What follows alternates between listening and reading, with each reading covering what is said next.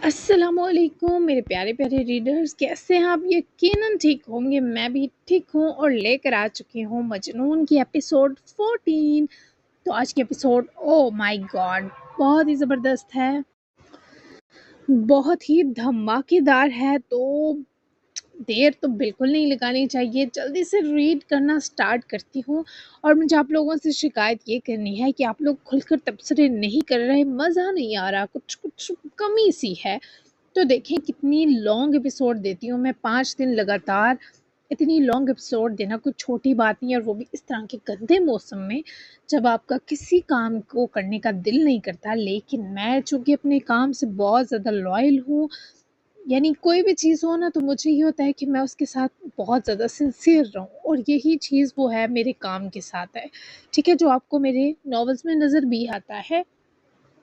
लिहाजा इसलिए कह रही हूँ कि आप लोग अपनी मोटर की कम एहसास दिलाएं, मज़े मज़े के डिफरेंट तबसरे करें, ताकि यार मुझे भी पढ़ते हुए मज़ा आए। मैं कहूँ यार वाकई पढ़ा जा रहा है, नॉवल समझा जा रहा है और इसको इंजॉय किया जा रहा है। तो मुझे इस तरह के आपके खुलकर तबसरे चाहिए, और जो नॉवल से पढ़कर भाग जाते हैं उनसे कहूँगी कि सुन के आप अगर इस नॉवल को देखें तो वो आपको ज़्यादा मज़ा आएगा, और आप डीपली जो है वो हर चीज़ को फील करेंगे। कुछ लोग जो होते हैं वो सिर्फ पढ़ना पसंद करते हैं, तो पढ़ें, लेकिन तबसरे ज़रूर करेंगे जो 2-3 दिल चिपका देते हैं, नाइस, नेक्स्ट और मज़ेदार, इस तरह का ये तबसरे नहीं होते हैं। आप कहानी पे बात किया करें, ठीक है, ताकि मुझे भी अच्छा लगे और मुझे भी पता चले कि आपकी राय क्या है। चंद मेरे प्यारे रीडर्स के अलावा कोई भी तबसरा नहीं करता, तो मैं आप सबसे यही चाहूँगी कि तबसरे किया करो बच्चों। तो जल्दी से चलते हैं एपिसोड 14 की तरफ। देर किस बात की, novel मजनून bye असमरवा Mirza. Let's start. मुझे क्यों छूते हैं ऐसे? मैं मना क्यों नहीं कर पा रही? मुझे तकलीफ देता है यूँ किसी का मुझे मेरी मर्जी के बगैर छूना, और मैं रोकती भी हूँ, फिर मेरा वजूद बर्फ क्यों हो गया है अभी? या अल्लाह मेरी मदद करें कि अपने भाई की कातिल से ऐसा सलूक करके मुझे दिल का दौरा देना चाहते हैं क्या? वो अपने आप से बहुत दर्द में डूबी हम कलाम थी। इस शख्स की नज़दीकी से पनाह मांग रही थी, क्योंकि उसे ऐसे किसी जज्बे या रिश्ते की तमन्ना न थी। उसे किसी के करीब होने की कोई आरजू न थी, और अपने कमरे में आकर हुडी उतारते उसे बेड के ऊपर फेंकता वो वहीं बेड पर किनारे बैठकर अपने जख्मी हाथ देखने लगा। जानता था अगर मीरान को भनक भी लगी तो उसे लाला के कहर से फिर दुनिया का कोई फर्द नहीं बचा सकेगा। लेकिन वो क्या करता? वो मजबूर था। वो हाथ पर हाथ धरे बैठकर लाला के पागलपन नहीं देख सकता था। मार ही देता उसे तो अच्छा था। अधूरा काम ज्यादा मोहलिक होता है आरास, लेकिन मैं कातिल नहीं हूँ। पर इस हलील ने अगर मेरी बात रद्द की तो मैं कातिल भी बनने को तैयार हूँ। मैं अपने लाला के लिए जान भी दे सकता हूँ। मैंने जो किया सही किया। मुझे पता है आप हर्ट होंगे लाला, लेकिन मैं कुछ ना करता तो मेरा खून जलता रहता। आरास ने अपने आप को पुरसकून करने की कोशिश की, लेकिन इस तरफ से दिल मुतमईन मुतमईन हुआ तो अभी नीचे जो लुर्शे का गुरेज था वो याद करके दिल में अजीब सी तंगी उतरने लगी। उसे मेरा हाथ लगाना पसंद नहीं, तो मैं भी उसे छोड़ने से गुरेज करूंगा। वो नहीं चाहती ऐसा आरास, तुम्हें ये समझना होगा। उसके सर पर पहले ही बहुत तकलीफ सवार है, तुम भी चढ़कर नाचने से खुद को मना करो। थोड़ी ब्रेकें लगाओ, इतनी रफ्तार से मत उड़ो कि मुंह के बल गिरना पड़े। आरास ने अपनी सख्त सरजनश करते खुद से एक टूटा पोटा सा अहद बांधा, लेकिन वो नहीं जानता था उसका अहद भुरभुरी मट्टी साबित होगा। बहरहाल अपने दिमाग और ख्वामा किसी खुद रोश आँख से फैलते जज्बात को ठंडा करने वो नहाने गया। ताज़ा दम होते बाल हल्के खुश किए ही वो ब्लैक पैंट और ब्लैक ही हाफ स्लीव्स बॉडी शेप जरा सी लूज शर्ट पहने नीचे आया, तो खामोशी का राज उसके घर में हर सू झलक रहा था। आराज ने टीवी रिमोट टेबल की ग्लास सतह से उठाकर एक स्लो सॉफ्ट सा रोमांटिक इंग्लिश गाना चला दिया, जिसमें रोमानवी मौसीकी ज्यादा और अल्फाज कम थे। वो कोई मेलोडी हिट सॉन्ग था। किचन तक इस गाने की मध्यम आवाज लोशे को सुनाई दे चुकी थी, जहां इसने फ्रूट सारे फ्रिज में रखकर स्नैक्स भी नीचे एक शेल्फ के हिस्से में अरेंज करके रख दिए थे। ये क्यों लगाया आपने? वो किचन से निकलकर चिढ़कर बोली, जब आरास ने इसे नासमझी से देखा और कंधे उचकाए। کیونکہ مجھے خاموشی اچھی نہیں لگتی، دل ڈوبتا ہے۔ تمہیں پسند نہیں تو لو اپنی پسند کا لگا لو کوئی سانگ، کافی اچھی کلیکشن ہے یہاں۔ وہ اس کے ہٹ درم انداز پر باہر آئی۔ اس نے آراز کے ہاتھ سے ریموٹ لے کر رینڈملی بٹن اس لیے پریس کیے کہ گانا بند ہو جائے گا، مگر جہاں پہلے صرف آڈیو پلے تھی اب وہاں رومانٹک بولڈ سی فرینچ کسنگ ویڈیو چلنے لگی، جسے دیکھ کر لوشے کے ہاتھ سے صدمے کے سنگ ریموٹ چھوٹ کر نیچے جا گرا۔ وہ لٹھے کی مانند سفید پڑ گئی۔ سکرین پر چلتے جذبات بڑھاتے مناظر اس وقت ان دونوں کی آنکھوں کے سامنے تھے۔ آراس نے چونک کر لوشے کو دیکھا جو پتھرائی تھی، لیکن پھر جسے ہوش اس کے انگ انگ میں تب اترا جب وہ سکرین پر چلتے مناظر دیکھنے لائق نہ رہے۔ یہ اسے بند کرے۔ ہوش کرنٹ کی طرح جسم میں واپس آتے ہی وہ چہرہ دوسری طرف موڑ کر جیسے بوکھلا کر چیخی۔ آراس نے لبوں کو باہم میچ کر مسکراہٹ دبائی اور جھک کر ریموٹ اٹھاتے گانے کو پہلے آڈیو پر سیٹ کیا، پھر ساتھ ہی بند کر دیا۔ لوشی ابھی تک اس منظر سے حائف پوری کانپ رہی تھی جو اس کی نظریں دیکھ چکی تھی۔ اس کا پورا وجود سہما تھا، رونگٹے کھڑے تھے۔ اسے لگا کاش زمین پھٹ جاتی، وہ اندر دھس جاتی، پر یہ سب دیکھنا نہ پڑتا۔ اپنی آنکھوں سے وہ سب کیسے جھٹکے سمجھ سے باہر ہوا۔ یہ کیا گند بھرا ہوا ہے اس میں آپ کو شرم نہیں آتی؟ وہ گانا بند ہونے پر اپنے پورے جسم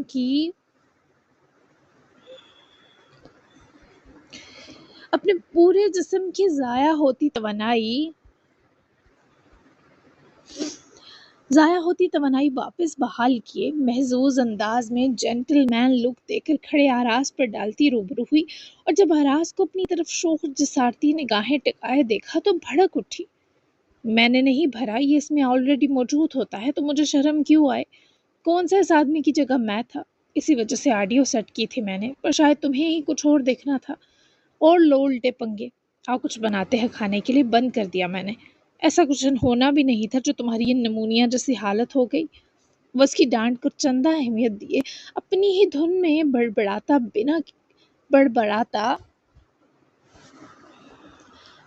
ہوا کچن میں چلا گیا، جبکہ اس کے جانے کے بعد بھی لوشے سیاہ LCD سکرین کو ایسے گھورتی رہی جسے ابھی تک اس منظر میں ہی الجھی ہو۔ اس کے رونگٹے ابھی تک کھڑے تھے، آنکھوں میں خوف بھی بدستور قائم تھا۔ مجھے معاف کر دے اللہ، ایسا سب نظروں میں آیا۔ وہ کچھ پل خود کو کمپوز کرتی رہی، پھر جھجکتے ہوئے کچن میں داخل ہوئی، جہاں وہ چکن کا پیکٹ نکال کر مڈ ریک پر رکھنے کے بعد مزید چیزیں فریج سے نکال رہا تھا۔ کنکھیوں سے اس نے لوشے کو مجرمانہ سی چال چلتے کچن میں آتا دیکھے توجہ فوراً اس کے توبہ شکن سراپے سے ہٹائی تاکہ وہ مزید برا محسوس نہ کرے۔ چکن قورمہ بنا لیتے ہیں، روٹی تم بنا لینا، مجھے نہیں آتی بنانی، بیلنے والا کام مشکل ہے۔ چکن قورمہ کی ترکیب میں نے انٹرنیٹ سے لی ہے، آسان ہی ہے۔ تھوڑے وائٹ زیرے والے چاول بھی بنا لیتے ہیں، میرے خیال میں یہ بھرپور کھانا ہے۔ وہ اپنا فون جس پر ترکیب لکھی تھی اسے فون ہولڈر میں لگا کر شیلف پر ریک پر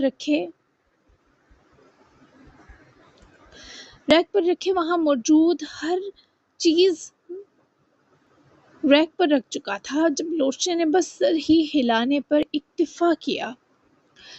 پہلے زخم پر کچھ لگا لینا، وہ نرمی سے بولی تو آراس نے اسے سرسری دیکھا۔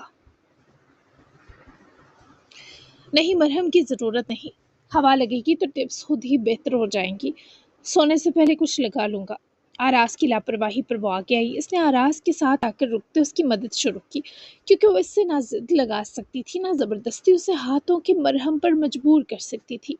نہ جانے کے اوپر ناشتے کی طرح وہ اس وقت آپس میں جڑے نہ لگے، بلکہ دونوں نے یہ سب بہت چپ چاپ اور خاموشی سے بنایا۔ سب کچھ 1 سے سوا 1 گھنٹے میں بن گیا اور لوشی اور آراس نے سارا کھانا کچن والے چھوٹے ڈائننگ ٹیبل پر بھی لگا دیا تو شام کے 6:15 بج چکے تھے۔ آراس نے کرسی سنبھالی تو وہ بھی پانی کی بوتل اور گلاس لا کر ٹیبل پر رکھتی دوسری کرسی پر چپ چاپ بیٹھی، لیکن اس کی فکر مند نظریں ابھی بھی آراس کے ہاتھ پر ہی ٹکی تھی۔ ایک تو قدرے بہتر تھا، پر سیدھے والے ہاتھ کے الٹے حصے پر زخم نظر آ رہے تھے جیسے جلد چھل سی گئی ہو۔ میرے زخمی ہاتھ پر توجہ دینا بند کرو لوشے، کھانا ڈالو پلیٹ میں، ٹھنڈا ہو جائے گا۔ وہ اسے اپنے ہاتھ کی طرف متوجہ پائے نرمی سے ڈانٹ گیا۔ جب پتا ہے میری توجہ کا تو کیسی ضد لگا رکھی ہے، کوئی موئسچرائزر ہی لگا لیں ہاتھوں پر۔ وہ بھی جواباً اسے ڈانٹنے سے خود کو روک نہ سکی، جبکہ آراز اس کے سامنے ہی اٹھا باہر نکلا۔ پھر کچھ دیر بعد جب واپس آیا تو اس کے ہاتھ میں ایک ہاتھوں پر لگانے والی کوئی کریم تھی۔ اس نے لوشے کے سامنے بیٹھ کر وہ کریم اپنے دونوں ہاتھوں کی بیک سائڈ اچھے سے لگائی کہ جو کنارے سوجے تھے اب وہ خشک نظر نہ آ رہے تھے۔ اب خوش ہو؟ لگا لیا، اب کھانا شروع کریں؟ وہ اس کریم کو وہی میز کی ہموار سطح پر رکھے لوشے کو دیکھ کر بولا، جس نے آنکھوں میں نرمی بھر کر سر ہلایا۔ بہت شکریہ آپ کا۔ لوشے نے اپنے لیے پلیٹ اپنے سامنے کی تو آراز نے اسے قورمہ اپنی پلیٹ میں ڈالتے دیکھا، جس نے بس گریوی لی۔ آراز نے اس کے چمچ چھوڑتے ہی خود چمچ پکڑ کر چکن کے 2 پیس لوشے کی پلیٹ میں ڈالے تو وہ نفی کرتی آراز کو دیکھنے لگی۔ یہ چکن پیس بھی لو، دیسی مرغی تھی، یہ فارمی زہر نہیں ہے، بے فکر ہو کر کھاؤ۔ آراز نے خود روٹی بھی اسے نکال کر توڑتے دی، جبکہ خود بھی وہ آدھی روٹی اور تھوڑا قورمہ چاول کے ساتھ بھی کھانے والا تھا۔ کھانا دونوں نے ایک بار پھر خاموشی سے کھایا، جبکہ آراز نے اسے خود ہی اٹھ کر پلیٹ سمیٹتے دیکھا۔ پھر وہ سب برتن لے جا کر سنک میں رکھے گلاس لینے پلٹ کر آئی، مگر وہ آراز کے ہاتھ کی گرفت میں تھا اور آراز کی نظریں لوشے کو سر سے پیر حسارے ہوئے تھی۔ گلاس دے دیں، اسے بھی دھونا ہے۔ آلوش نے ہاتھ آگے کیا تو آراز نے گلاس اٹھا کر اسے پکڑایا تو دونوں کے ہاتھ مس ہوئے، لیکن وہ جلدی سے گلاس لیے سنک کی طرف گئی۔ آراز وہیں بیٹھ کر اس کی پشت کھورتا رہا جب تک لوشے نے پلیٹیں اور برتن نہ دھو لیے۔ پھر وہ سنک اور آس پاس کی جگہ صاف کیے پلٹی تو آراز ابھی تک اسے ہی تاڑ رہا تھا۔ اس کی ایسی نظروں پر لوشے کا روم روم لرز گیا۔ گرین ٹی بنا دو، آراز کی فرمائش پر وہ ناسمجھی سے اسے دیکھنے لگی۔ وہاں ٹی بیگ ہوگا، اسے بس گرم پانی میں ڈبونا ہے، کسی طرح کا میٹھا یا نمک نہیں ڈالنا۔ اگر سمجھ نہ آئے تو بس 1 کپ پانی گرم کر دو، اچھے سے ابلتا گرم۔ اس کے اشارے پر گھومی جہاں گرین ٹی بیگز کا پورا ڈبہ پڑا تھا۔ آپ باہر چلے جائیں، میں بنا کر دے دیتی ہوں۔ آراز کی یہاں بیٹھنے کی وجہ سے وہ بالکل بھی کمفرٹیبل نہ تھی، تبھی مجبوراً اسے کہہ بیٹھی، کیوں جاؤں؟ تمہیں کچھ کہہ رہا ہوں کیا لوشے؟ اب تو تمہیں ہاتھ بھی نہیں لگا رہا، پھر میرے یہاں بیٹھنے سے کیا مسئلہ ہے تمہیں؟ وہ ٹی بیگ باکس سے نکال کر پلٹی اور ایک بے بس نگاہ اس چڑے آدمی پر ڈالی۔ مسئلہ کیا ہے کاش میں بتا سکتی۔ وہ دل میں کرب سے سوچ کر رہ گئی، لیکن آراز کی برہم نگاہوں کے پیش نظر نفی میں گردن ہلا گئی۔ کوئی مسئلہ نہیں، آپ بیٹھ جائیں یہیں۔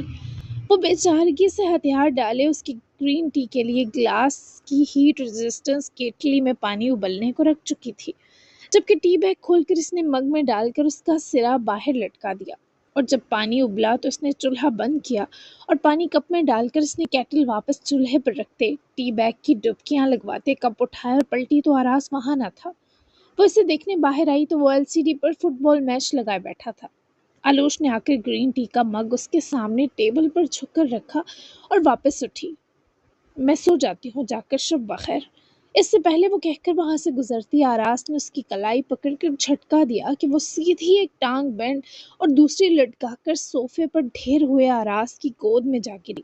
اس گرنے کے لیے وہ ہرگز تیار نہ تھی، نہ ہی آراز اپنے اس بھونڈے عمل کی کوئی وضاحت رکھتا تھا، کیونکہ چونک تو وہ دونوں ایک سا گئے۔ کیا چاہتی ہو لوشے؟ گائے کی طرح میرا ہر کہا مانتی رہو اور مجھ پر کوئی اثر بھی نہ ہو اس کا؟ وہ خود کو آراز کی بازوؤں کی گرفت میں پائے اس کے اس قدر قریب تھی کہ دونوں کے چہروں کا فاصلہ نہ ہونے کے برابر تھا۔ اس کی گرم دہکی بے صبر سانسیں آلوش کے چہرے کے دخال میں کھلنا چاہتی تھی۔ کیسا اثر؟ وہ اتنی نزدیکی میں ہمت کی اس کی آنکھوں کا سرخ پن دیکھتے بولی تو اس لڑکی کی آواز کپ کپ آ گئی۔ کیا اتنی بے وقوف ہو تم؟ الٹا مزید تحش میں آتے لب بھیجتے بولا تو لوشے نے اس سے نظریں چرانی چاہی۔ نہیں، بے وقوف نہیں ہوں، سب کچھ بتا چکی ہوں، اس کے باوجود آپ ایسا کریں گی تو میں آپ کو بتائے بنا یہاں سے بھاگ جاؤں گی آراز۔ لوشے کو ہمت کر کے دوبارہ اس کی آنکھوں میں دیکھنا پڑا۔ وہ ڈبڑوں میں آتے تناؤ سمیت اسے سرد نظروں سے گھورا۔ بھاگ کر جاؤ گی؟ اس طرح کی جنت سے، اس طرح کے محافظ سے؟ وہ تلخ ہوا تو اتنی نزدیکی کے باوجود وہ کربناک مسکرائی کہ آراز کے سارے جذبات برف کر گئی۔ کیسی جنت؟ یہ جنت ہے جہاں میں اپنی مرضی سے نہیں آئی، یہ محافظ جو مجھے میری خوشی کے بنا چھونے کی کوشش کر رہا ہے۔ مجھے کوئی رشتہ یا تعلق تھوڑی بنانا ہے آپ سے جو میں یہ سب چاہوں گی۔ پہلے ہی سب کی نظروں میں بہت چھوٹی ہو چکی ہوں. یہ سب مجھے اور حقیر کر دے گا. آپ اپنے اس مردانہ فطری احساس کو کنٹرول کریں کیونکہ اس کا کوئی انجام نہیں. پلیز آراز، میں آپ کے ساتھ کیسے عاملی کیوں ہوں اسے بھولنے کی کوشش بھی مت کیجیے گا. وہ اس کا ہاتھ اپنی ذہنی کمر پر جکڑتا محسوس کرتی اختتام تک اپنی آواز دل خراش کر گئی، جبکہ آراز نے اسے چہرے کے اتنے نزدیک کر دیا کہ دونوں کے ماتھے بس ٹکرانے کو تھے. اگر میں تمہیں کہوں کہ میں تمہیں اپنا عادی بنانا چاہتا ہوں پھر؟ وہ اس سے دور ہٹنے کی کوشش میں تھی اور وہ اسے قریب کر رہا تھا. دونوں کی قوت ایک دوسرے کے خلاف لگتی منظروں کو آگ لگا رہی تھی. عادی لیکن کیوں؟ وہ سخت دکھی ہو کر منمنائی. کیونکہ میں اس جیسے بھی آ کر ساتھ عاملی لڑکی میں ہی اپنی منزل چاہ سکتا ہوں کل کو. تمہیں کیا لگتا ہے میں تمہیں چھوڑوں گا یا کسی اور عورت کا سوچوں گا؟ جب 2 دن میں ہی میری ہر سوچ تم اپنی جانب کھینچ چکی ہو تو اس سے میں نکل سکتا ہوں کبھی کیا؟ محبت پیار کا مجھے نہ پتا ہے نہ کبھی اس کا ارادہ ہے، لیکن میں اپنی ملکیت میں آئے انسان ہوں یا ہر چیز دسترس سے نکلنے نہیں دیتا. کسی اور کے لیے چھوڑنا تو ناممکن ہے. وہ 2 دن میں ایسے ہو جاتے. آراز ادریس سے خوفزدہ تھی تو مزید اس کے ساتھ رہ کر اس کے جنون میں اضافہ کیسے کرنے پر دل بڑا کرتی. ابھی بھی اس کے رونگٹے کھڑے تھے، حالانکہ وہ ایک جائز قربت میں جکڑی تھی. میں کیا کروں تو کیا چاہتے ہیں آپ مجھ سے؟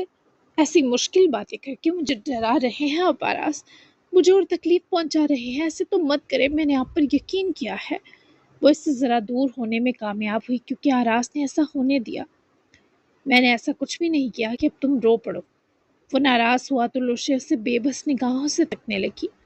ہاں کچھ نہیں کیا، ٹھیک کہہ رہے ہیں آپ. وہ پلکوں کو نم کیے آنکھیں جھکا گئی تو آراز کو برا لگا، خود پر غصہ آیا. اچھا آئی ایم سوری، رو تو مت. دیکھو میں تھوڑی بکواس حرکتیں اور باتیں کر دیتا ہوں پر دل کا برا نہیں ہوں. مجھے شرم آ رہی ہے پھر سے، اپنی عمر کا بھی لحاظ نہیں. اور تم چھوٹی ہو کر بھی کتنی میچور ہو لوشے. وہ اپنے اس جذباتی پن پر افسوس کر اٹھا. کیا کرتا، وہ بے بس ہو کر رو دیتی تھی.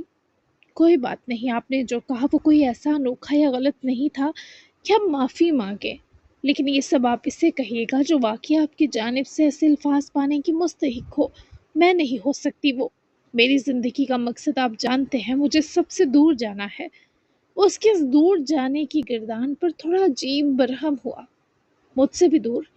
یہ سوال لوشے نے ہرگز امید نہ کیا تھا. تبھی وہ حیران و پریشان آراز کا منہ تکنے لگی. جی آپ سے بھی دور.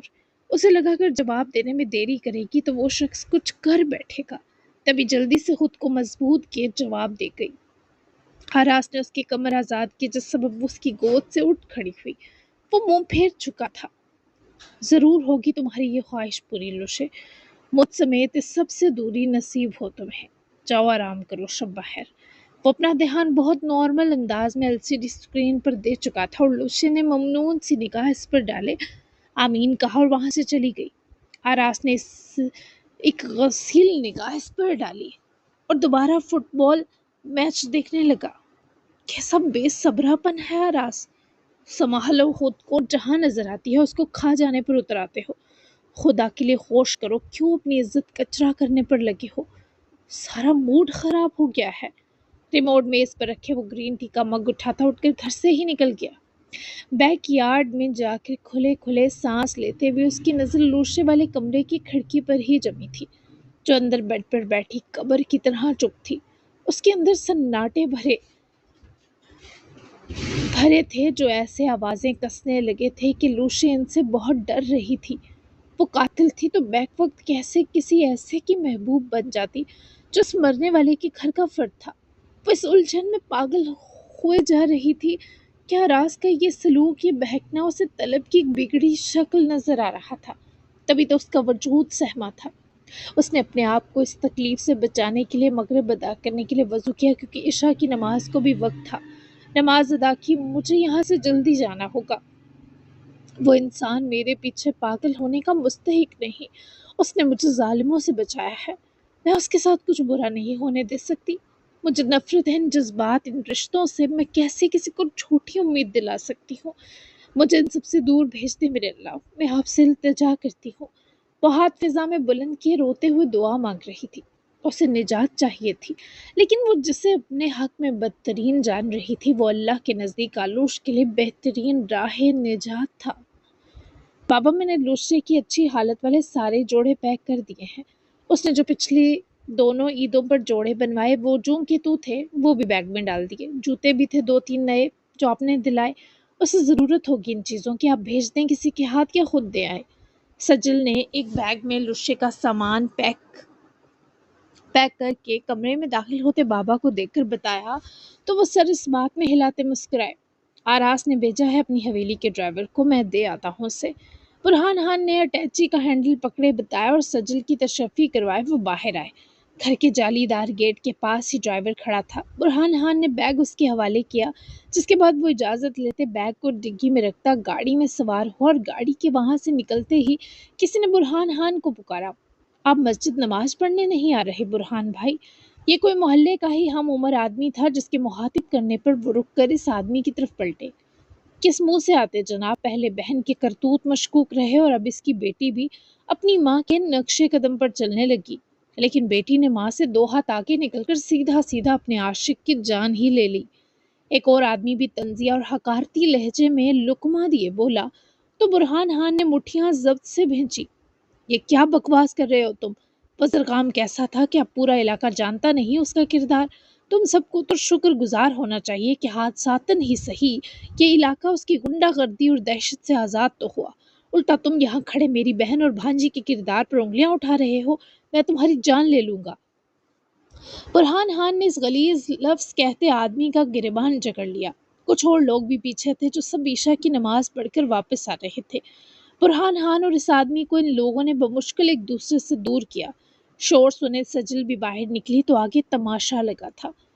آپ کس کا منہ بند کریں گے برہان خان؟ وہ آپ نے سنا نہیں، وقت پرورش کرتا ہے، ہاتھ سے ایک دم نہیں ہوتے۔ پورا علاقہ یہی کہہ رہا ہے کہ آلوش حیدر قاتل ہے، اور یہ بھی کہ اسے سزا مل کر رہے گی۔ مرنے والا جیسا بھی تھا ایک زندہ جان تو تھا، اور ویسے بھی آلوش حیدر کا اتنی رات کو گھر سے باہر کیا کام تھا اگر عاشقی کا چکر نہیں ہے؟ کوئی جواب آپ کے پاس؟ ایک اور مجمع میں سے آدمی للکار کر بولا تھا۔ برہان خان اس وقت سخت تکلیف سے دوچار اور بے بس نظر آئے، تبھی روڈ پر جاتی گاڑی ٹھیک اس تماشے کے پاس رکی تھی۔ آرائس جو آراس سے بات کر کے اسے سخت نتائج سے ایک بار ڈرانے جا رہا تھا، اسے امید نہ تھی راستے میں اسے ایسی تفریح ملے گی۔ وہ جب گاڑی روک کر باہر نکلا تو کئی علاقے کے لوگوں کی نظریں اس کی سمت بڑھی، اور سجل نے آگے بڑھ کر اپنے بابا کا دفاع کیا۔ مہروز اور شمیم بھی شور سن کر دروازے تک آ چکے تھے، پر ان ماں بیٹے میں اتنی ہمت نہ تھی کہ باہر نکل کر کسی کا سامنا کرتے۔ میرے پاس ہے جواب، وہ اتنی رات اس لیے گھر سے بھاگی کیونکہ میرے ہی لالا نے اسے صرف اس لیے ہراس کرنے کی کوشش کر کے ڈرایا کیونکہ بابا نے گھر میں آلوش کو بہو بنانے کی بات کر دی تھی۔ یہی میرے معزز لالا، مل گیا جواب۔ وہ زرغام گھٹیا تھا، میرے لالا بھی گھٹیا ہیں، سب میں جو معصوم ہے وہ میری بہن لوشے ہے۔ سنا تم نام نہاد عزت داروں نے؟ یہ سب سجل نے جس طرح چیخ کر وہاں جمع ہوتے بہت سے علاقے کے لوگوں پر کھولا۔ شمیم اور مہروز کی تو حلق میں جان پھنس چکی تھی، خود برہان خان کے لیے یہ کسی دماغی جھٹکے سے کم نہ تھا۔ سب علاقے کے لوگ حقارت سے مہروز خان کو دیکھ رہے تھے جو اپنی ماں کے پیچھے چھپنے کی ناکام کوشش کر رہا تھا۔ کیڑے پڑے تجھے سجل، اس منحوس کا دفاع کرنے کے لیے تو نے اپنے عزت دار بھائی کا کردار بیچ چوراہے پر اچھال دیا۔ برہان خان، اس لڑکی کو آپ چپ کروائیں گے یا میں اس کی جان لوں؟ شمیم کے اندر کی وہ بیٹے کو چاہنے والی ممتا تنتنا اٹھی، جبکہ برہان خان اور سجل نے ایک دوسرے کی طرف دیکھا۔ آرز تو رضائی بڑی دلچسپی کے سنگ گاڑی سے لگ کر کھڑا یہ سارا تماشا دیکھ رہا تھا۔ کیا سجل خان سچ کہہ رہی ہے برہان خان؟ بتائیں سب لوگوں کو۔ مجمع میں کھڑے عزت دار آدمی ایک ساتھ بول اٹھے۔ مہروز کی آنکھوں میں اس وقت اہانت پر سرخی تھی، جیسے وہ سجل کی گردن دبا دینا چاہتا ہو۔ ہر کوئی ساکن تھا۔ سجل بلا وجہ تو اتنا بڑا الزام اپنے ہی بھائی پر نہیں لگا سکتی تھی۔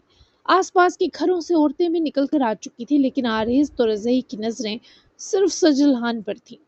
آپ اس بدبخت کو اس کی سزا دیں خان، ہمارا بیٹا ایسا نہیں، کیسی بہن ہے تو سجل، مر جا منحوس۔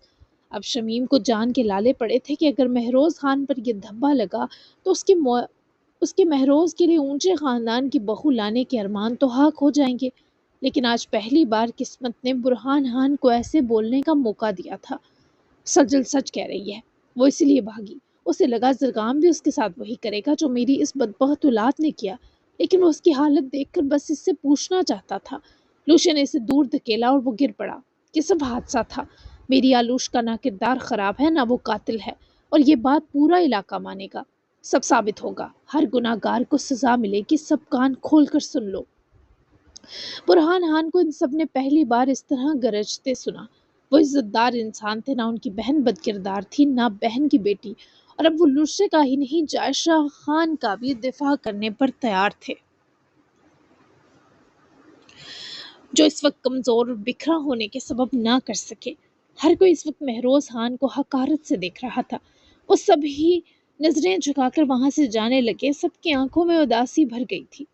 تم بھی دفع ہو جاؤ، یہاں تمہارے لیے تماشگاہ سجا کر نہیں بیٹھے ہم۔ سجل جو کب سے آریز کی شکل برداشت کر رہی تھی، آخر ضبط کا پیمانہ لبریز ہوتے ہی چلائی، جس پر وہ گاڑی سے ٹیک ہٹاتا اس سے پہلے سجل کی طرف بڑھتا۔ مہروز خان ناک کے نتنے پھیلاتا گیٹ سے آگے ہوتے سجل کی طرف بڑھا اور اسے برہان خان، شمیم اور آریز تورزے کے ہوتے ہی گردن سے دبوچ لیا۔ سجل کا سانس دم گھٹنے پر رکا۔ برہان خان نے بہت کوشش کی مہروز کے ہاتھ سے سجل کی گردن چھڑوانے کی، پر مہروز یوں تھا جیسے سجل کو مار ڈالے گا۔ کوڑا کرتی تو نے میری عزت، میں تجھے زندہ نہیں چھوڑوں گا سجل، تجھ جیسی بہن پر لعنت ہو۔ مہروز نے دونوں ہاتھوں سے سجل کی گردن زور سے دبا رکھی تھی کہ برہان خان اپنے ہی بیٹے کو جانوروں کی طرح مکے مارتے دھکیل رہے تھے کہ کسی طرح وہ سجل کی گردن چھوڑے، جبکہ آریز جو یہ سب دیکھ کر رک گیا تھا۔ جب سجل کی جان نکلنے کے دہانے پہنچی تو وہ بے ارادہ آگے آیا اور پوری قوت سے اس نے مہروز خان کو پکڑ کر سجل سے دور دھکیلا۔ سجل کی گردن عین دم نکلنے کے کچھ سیکنڈ پہلے مہروز کے ہاتھوں سے چھوٹی تو وہ بری طرح گہرے گہرے سانس لیتی بابا کے سینے میں جا چھپی، جبکہ آریز نے زمین پر جا گرتے مہروز خان کو اس کی قمیض کی گریبان سے دبوچ کر اٹھایا۔ شمیم جسے اپنی بیٹی کے بچ جانے کا دکھ تھا، وہ مہروز کے لیے آریز کی طرف دوڑی، لیکن آریز نے ہاتھ کے اشارے سے شمیم صاحبہ کو وہیں رک جانے کا تنبیہی حکم دیا۔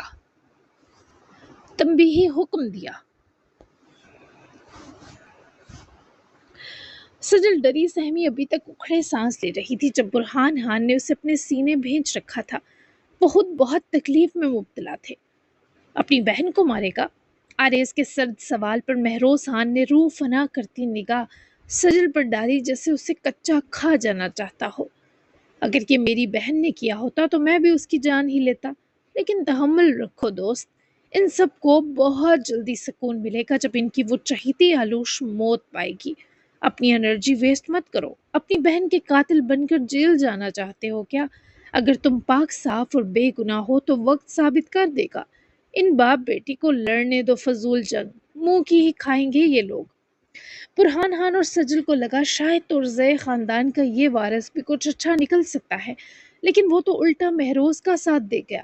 شمیم بھی فخریہ مسکرائی اور پلٹ کر اس نے برہان اور سجل کو ایک سی نفرت سے دیکھا، جبکہ آریز نے سجل خان کو ایسے دیکھا جیسے کہہ رہا ہو یہ رہا مجھ سے بکواس کرنے کا بدلہ۔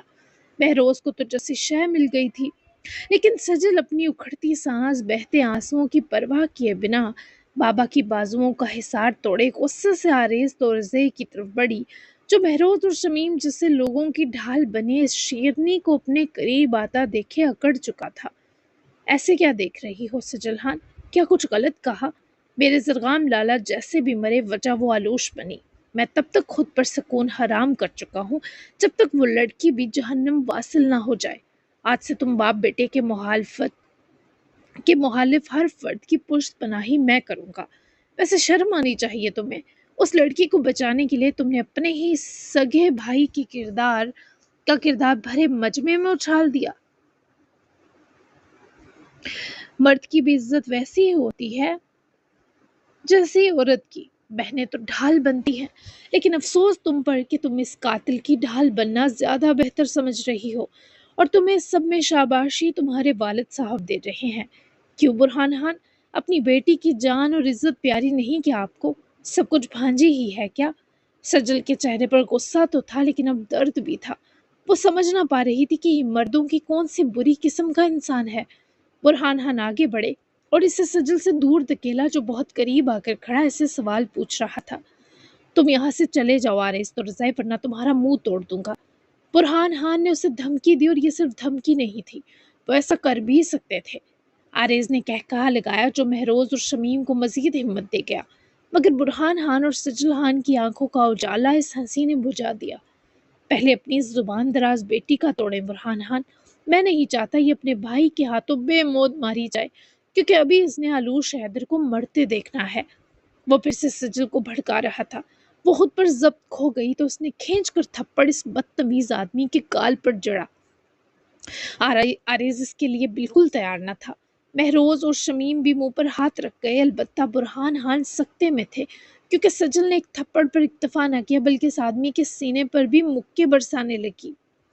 तुम मरो नाकारा और बदतमीज इंसान, और तुम्हें किसने दावत दी हमारे मामलों में घुसने की? दोबारा अगर तुम मेरे सामने आए या मुझसे इस लहजे में बात की तो मैं तुम्हें पूरे होश में ऐसी जगह से धक्का दूंगी कि अपने जरगाम के पास पहुंच जाओगे। दफा हो जाओ तुम यहाँ से। बुरहान खान ने बड़ी मुश्किल से मुश्तल और बेकाबू सजल को दबोच कर आरेज से दूर किया, लेकिन आरेज दुगने गजब से सजल को चीर फाड़ने बढ़ा, लेकिन बुरहान खान ने एक बार फिर इसे सजल से दूर धकेला। इन थप्पड़ों की वजह से, इस थप्पड़ और मुक्कों की वजह से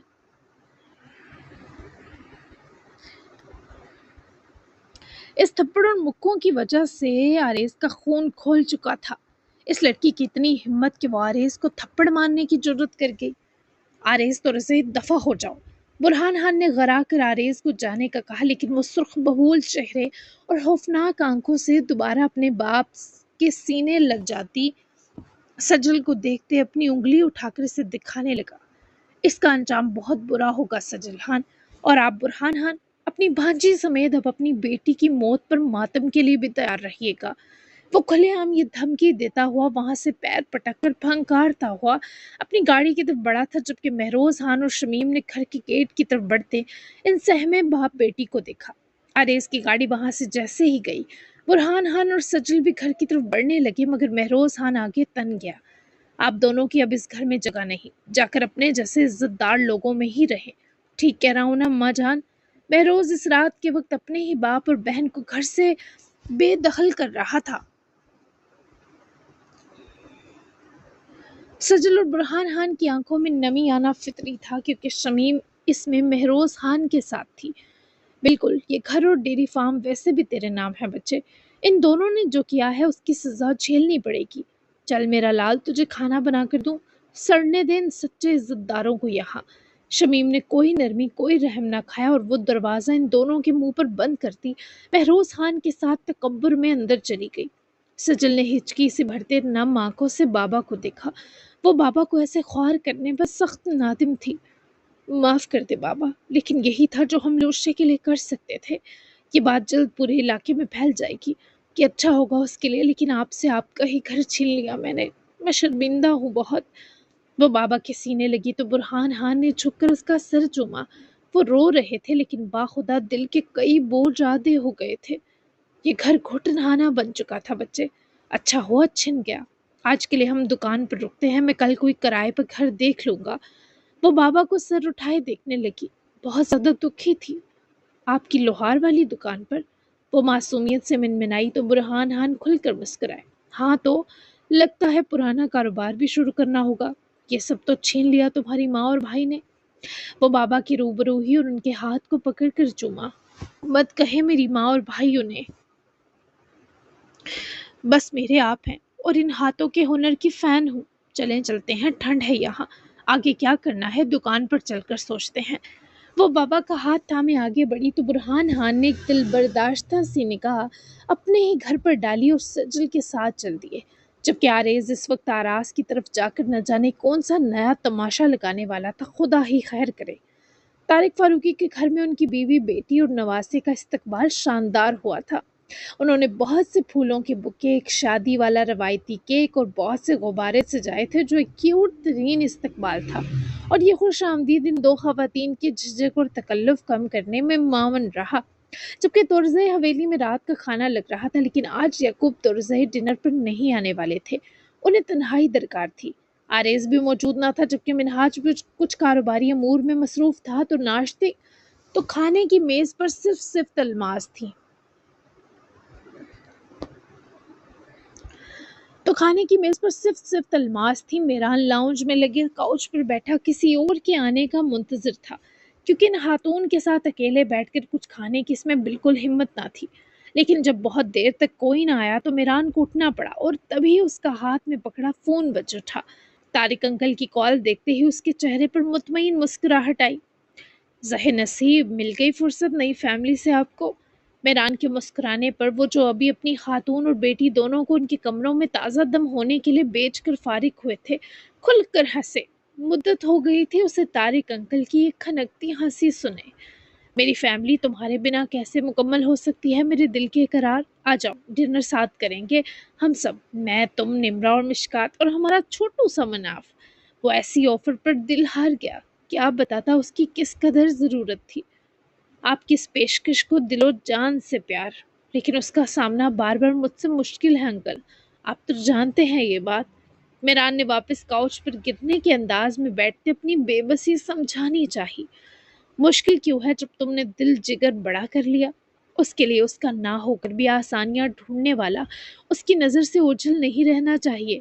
मैं कुछ नहीं सुन रहा, फौरन आओ, डिनर बस 15 मिनट में लग रहा है, तो इसी स्पीड से पहुंचना। वो उसकी कुछ ना सुने कहकर राब्ता तोड़ गए तो मेरान ने बंद होती कॉल पर स्क्रीन देखी। आ जाओ मेरान, डिनर करो मेरे साथ।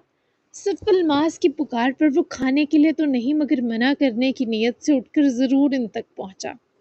मैं तारिक अंकल के साथ डिनर करूंगा, वो मिस कर रहे हैं, बाद में मिलता हूँ पप्पो, आप इंजॉय करें। मेरान ने नरमी से मना किया और वहां से गया तो सिर्फ अल्मास की जासूस नजरें देर तक मेरान पर ही गड़ी रही।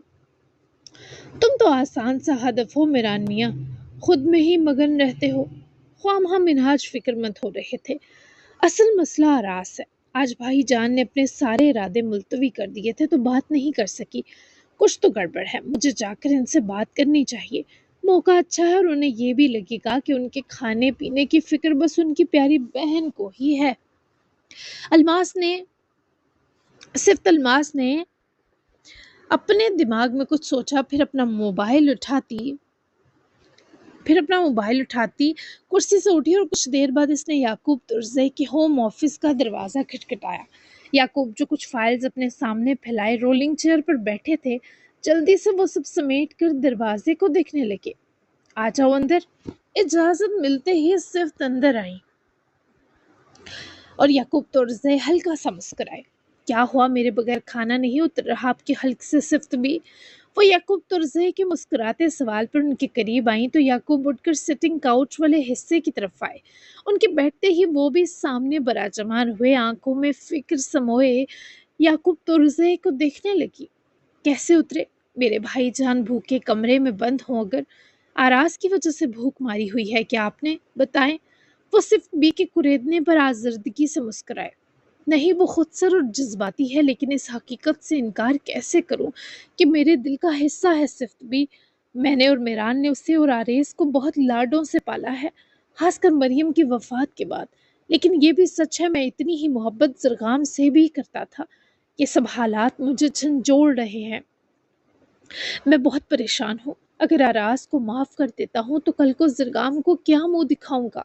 वो भाईजान की उलझन का फायदा उठाने उठकर उनके साथ आ बैठी। हरगिज माफ मत करें आरास को, कुछ बताना चाहती हूँ आपको। जरगाम आरास को मारा करता था, मारपीट, और मुझे ऐसा लगता है जैसे जरगाम की मौत कोई हादसा नहीं बल्कि सोची समझी तरकीब थी, जिसमें आरास के साथ इस आलूश ने दिया। शायद इनके बीच इससे पहले ही मुआहिदा हुआ हो कि पहले वो लड़की आरास की जरगाम को मारने में मदद करे, फिर वो सबसे आलूश को बचाएगा। यानी सांप भी मर जाए और लाठी भी ना टूटे।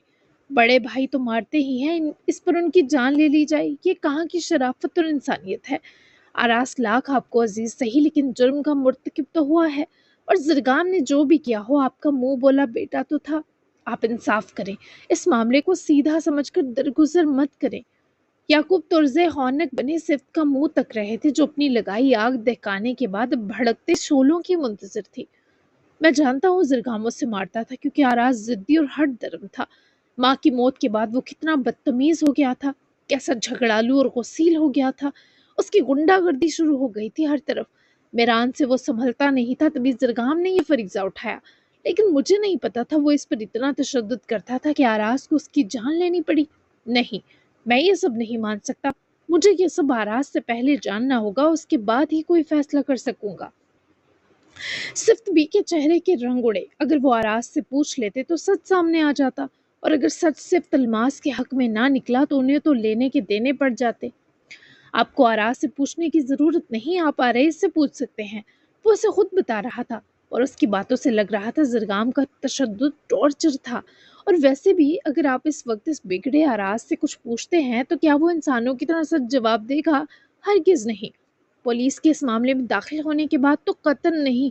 इसलिए मेरी माँ ने तो बस फैसला सुनाए।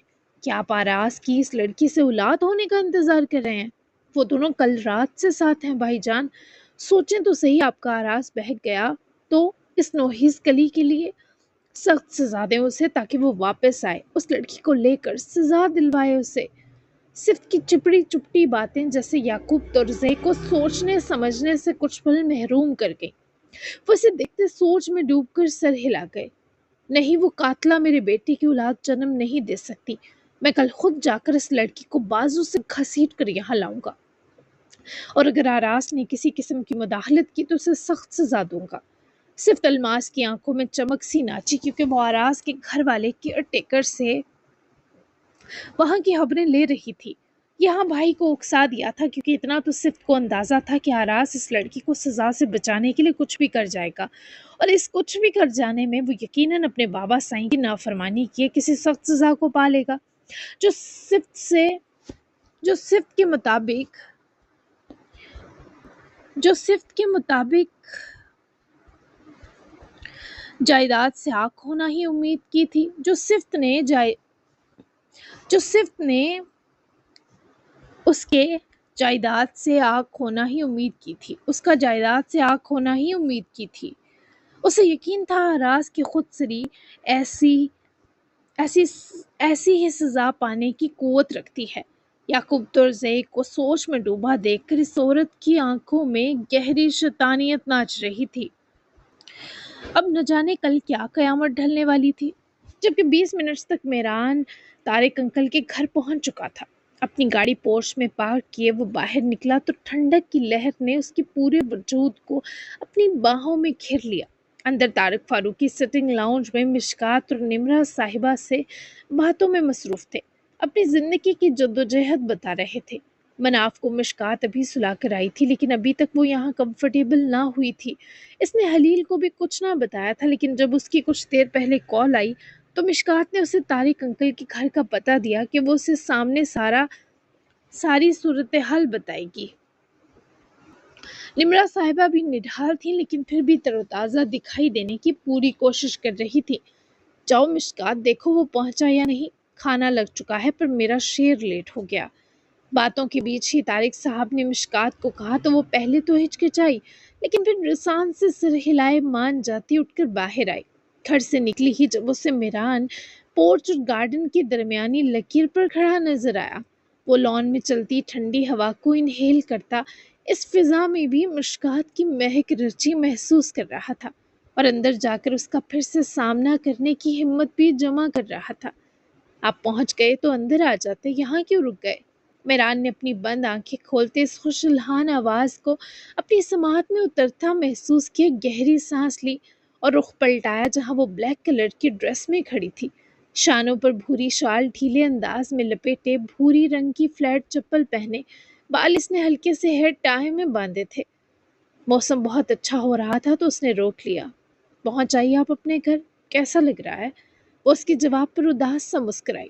अभी खलील आकर ये सब जानने पर क्या तमाशा लगाएगा।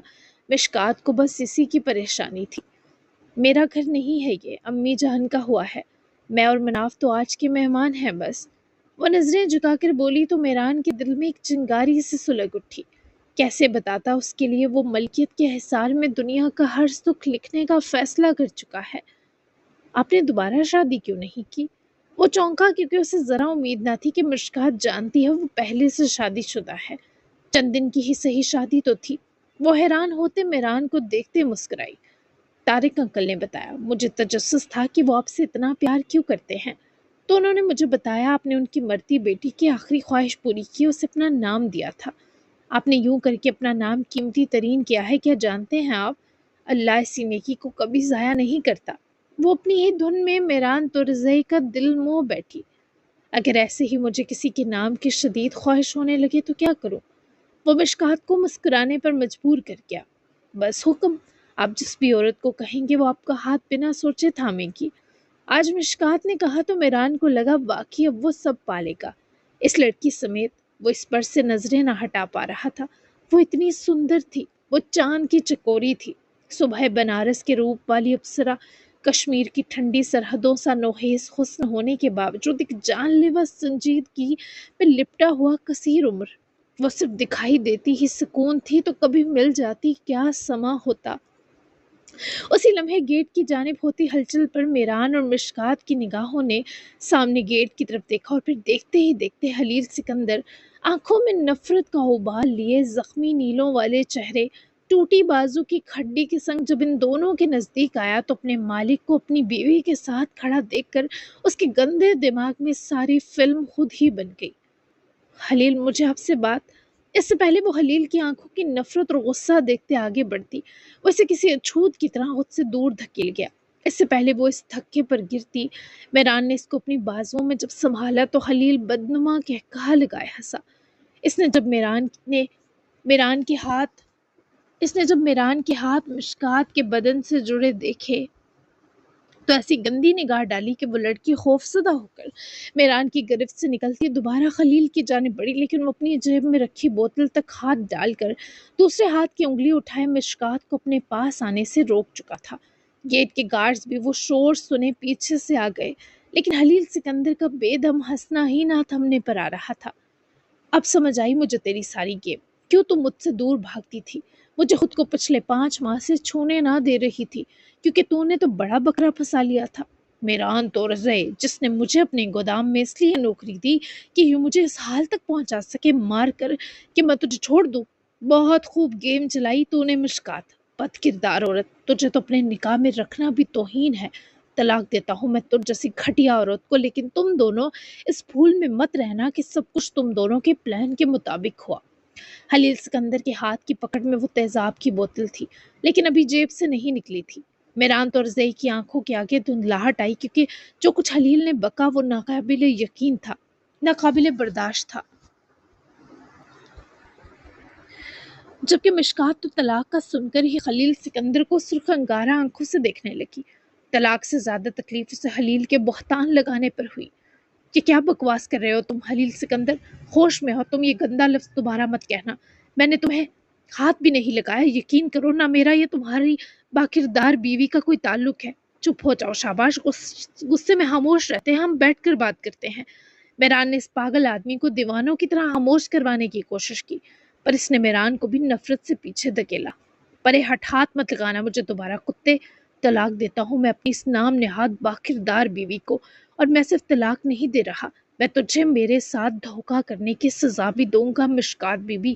میران جو دھکیلے جانے کے بعد دوبارہ سے خلیل کو یہ سب بولنے سے روکتا اس کی طرف بڑا تھا۔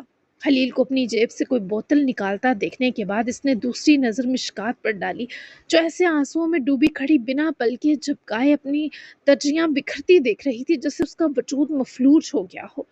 نہیں خلیل، میران نے اسے وہ بوتل کا ڈھکن کھولتا دیکھ کر تنبیہ کی، مگر وہ کمینہ نہ رکا۔ میں تجھے طلاق دینے کے ساتھ برباد کرتا ہوں مشکات جلال احمد۔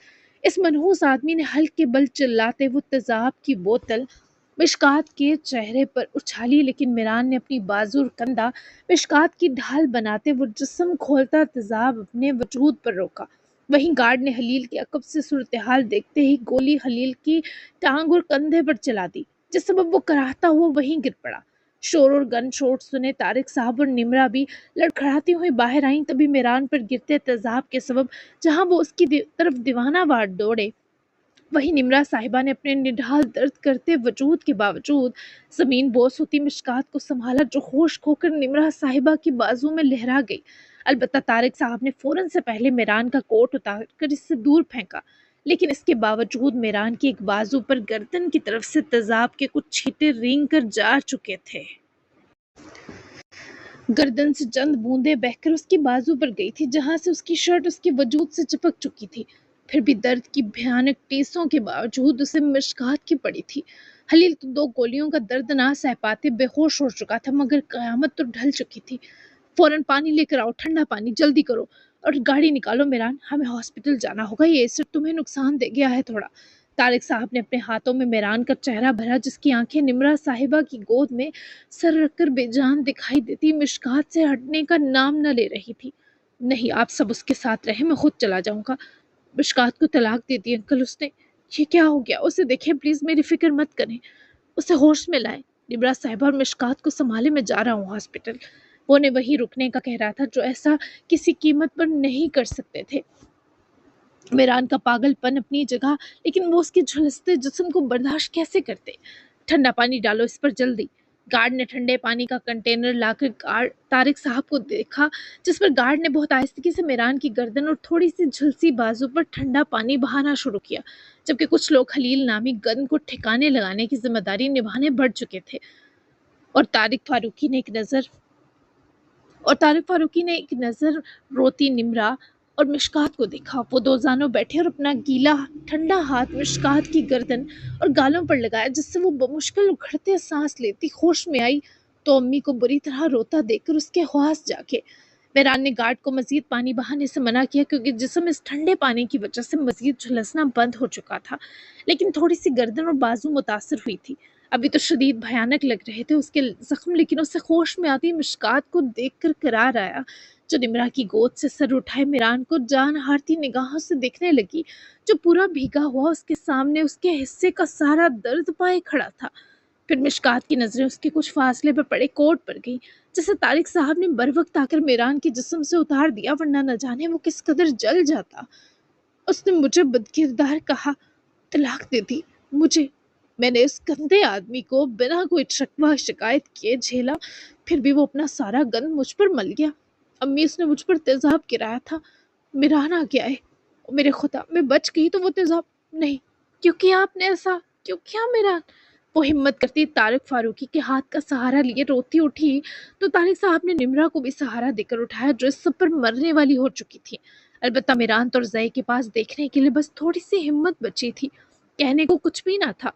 وہ اس کے قریب رک کر اس کی گردن کی طرف روتے ہوئے اپنا کامتا ہاتھ بڑھا رہی تھی، تاکہ کالر پیچھے کی وہ جھلسی گردن کا حصہ دیکھ سکے، لیکن اس سے پہلے ہی میران نے اس کا ہاتھ اپنے ہاتھ میں لے کر روک دیا۔ وہ اجازت نہیں دے سکتا تھا کہ مشکات اس کا زخم دیکھے۔ جی جناب، تو کیسی لگی آج آپ کو لانگسٹ ترین ایپیسوڈ؟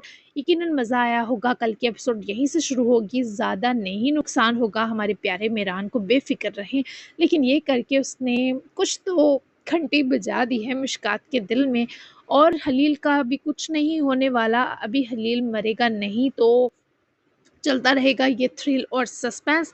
تو چلتے ہیں، کل ملتے ہیں، تب تک کے لیے دعا میں یاد رکھیے گا۔ اور آج لمبی ایپیسوڈ دی ہے، تبصرہ بھی دھماکے دار اور شاندار ہونا چاہیے، ورنہ میں پھر ناراض ہو جاؤں گی، ٹھیک ہے؟ تو ملتے ہیں کل کی ایپیسوڈ میں، تب تک کے لیے اللہ حافظ، بائے بائے۔